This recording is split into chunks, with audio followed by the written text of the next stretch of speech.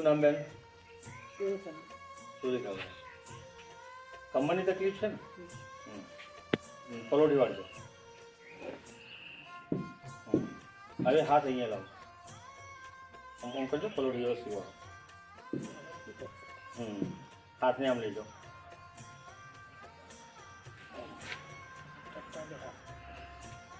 કરો એમ વાંધો નહીં તો કરો. એક ડોક થોડી હલાવો. હા બસ નમો બસ. આવી એક કસરત કહેવાય. એક કસરત થઈ સાહેબ યાદ રાખજો. આ બેનના કમરની તકલીફ છે. એક ભાગ પાછળનો ભાગ અને નસ સુધીની ભાગ ફૂલેલી છે. હા જવા દો. એ આમ કરો. આવું કેટલા કરવું? 2 થી 3 વખત સ્ટાર્ટમાં કરો. 2 થી 3 વખત. હા આ ખેંચાય છે ને બેન? હા બસ બરાબર. આ એક કસરત. બીજી કસરત હવે તમે તમારે ખભાનો દુખાવો છે? અચ્છા પછી બતાવું છેલ્લે લાગે તમે સુઈ જાઓ. આ કમરની જ કસરત બતાવું છું. બ્લડનું સર્ક્યુલર થાય, સોજો મજબૂત થાય, તમારી કમરમાં કોઈ પણ ફોલ્ટ હોય તો વળી જાય. જો તમારે શું પગ એક ઊંચો કરો, ફક્ત 2 ફૂટ.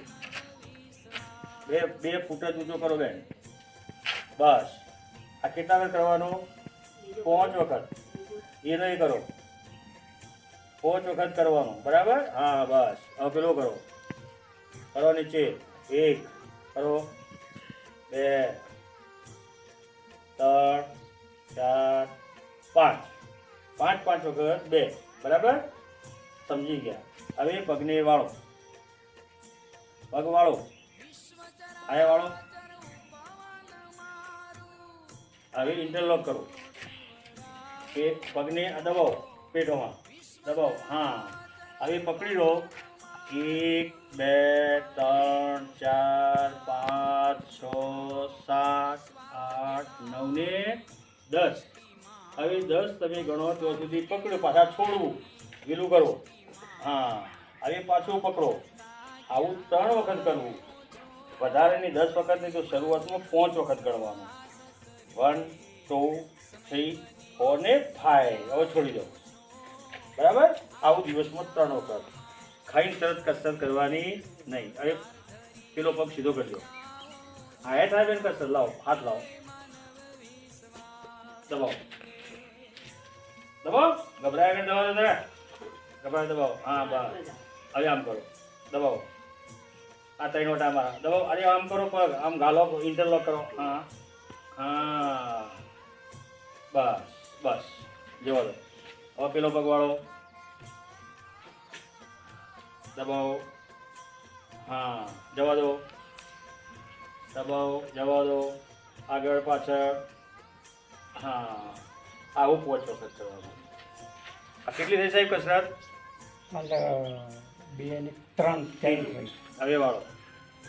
હા આ પગની પોની અહીંયા લાવો. હા હવે આ લોકો જોશી બેન આ વિડીયો તમારો હું સાહેબ ચેનલમાં મૂકું તો વાંધો નહીં ને? મૂકવાનું પણ નહીં. સારું કાર્ય કરવાનું. હવે બેન તમે સીધા ઉઈ જાઓ. તમે સીધા નહીં ઊંઘતા. હા સીધા ઊંઘો. કમર નામ લઈ જાઓ. એટલે હા મોટું આ બાજુ લાવો સાહેબ. લઈ લો એટલે તમને ખ્યાલ આવે. ઘેરે વિડીયો જોતો ફાવે. જોઈ લો બરાબર. હા જોઈ લો. જો ફેરવું જોડી જો.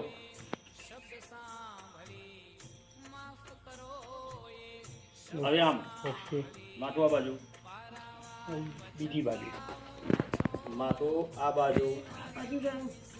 હા જોઈ લો.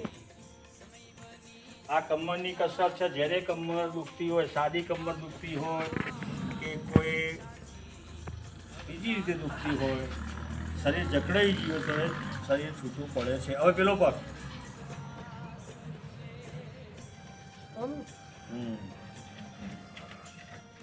માથું બાજુ જવા દો.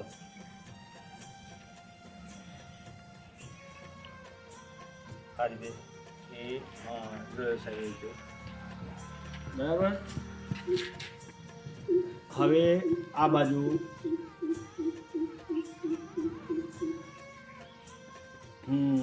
બસ હવે આવું તમારે 2-3 વખત જ કરવાનું છે. વધારે કરવાનું નથી.